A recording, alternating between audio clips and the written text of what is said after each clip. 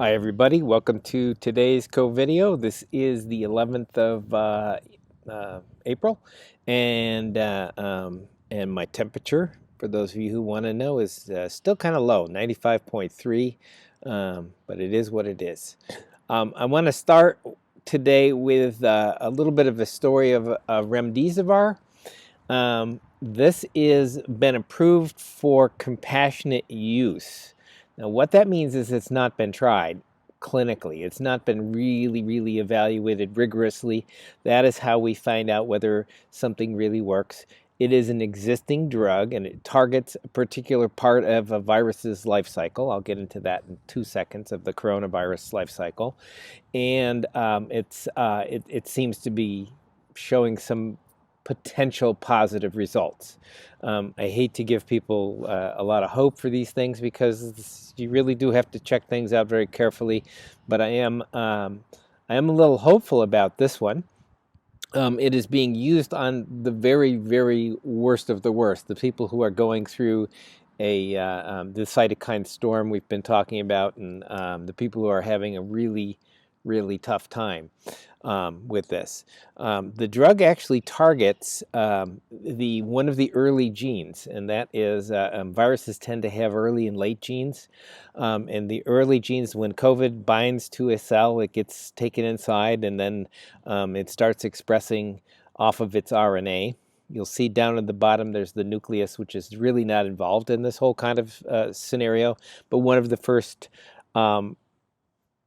proteins that gets made is a protein that is involved with RNA metabolism, and that is where this thing works. So if it's successful, it could really halt the virus, and that would be a great occurrence if that was the truth.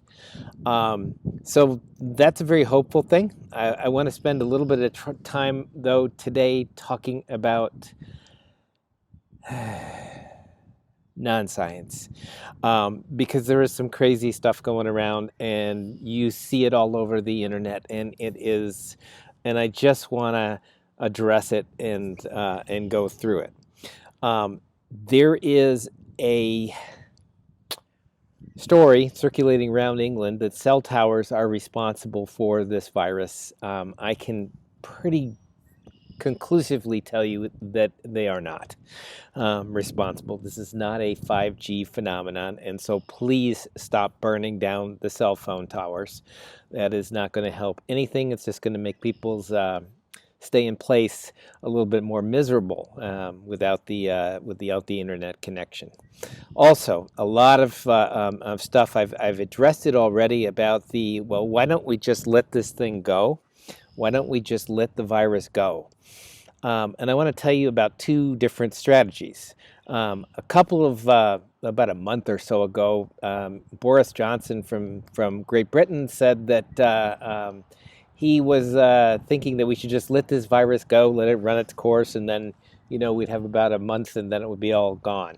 Well, he actually got COVID-19 and was pretty severely taken down by it. I think he is doing well, from what I understand.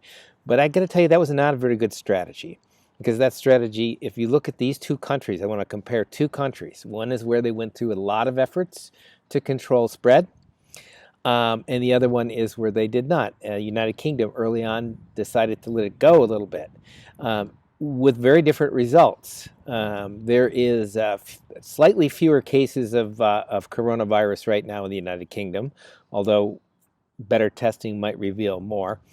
What we do know is that there's about 3 times as many deaths in the United Kingdom. So this does not seem to be a very good strategy, especially when you think about who it affects and who is targeted. And it's people who are a little bit older. All right, another thing that's been going around is this idea about whether the cure is is the disease better than the cure, or that kind of thing. And I have to say, it really is. It really is. And I kind of want to just say something about us Americans. Us Americans, we Americans have had it really cushy. I got to tell you, a really, really cushy lifestyle. We have had pretty much no big problems on our shores. And now we do. Not the first time it's ever happened in the history of the United States, but it is in a couple of generations the first time where we've really been infected by something from a global perspective. Um, and I have a picture here of a doctor from New York City. This came from Nicholas Kristof's blog, and she is holding a hand. And I want to talk about that, both of those people in that picture. One of the people in the picture is the doctor, and she goes home every night and cries.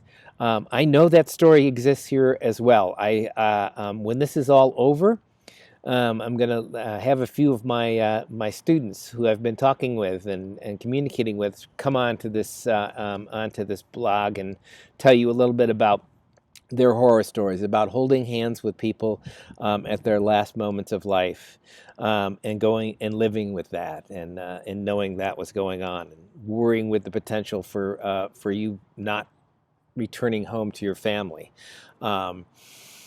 Now I want to talk about the other person in this picture, the one who's the only thing you see is the hand, and that is somebody who is of an older generation. And I'm talking about people, people in their 90s now, people in their 80s now, are the people who lived through another period of time. And I want to point out that they know very well what shared sacrifice is all about. Shared sacrifice is a pretty big deal to them.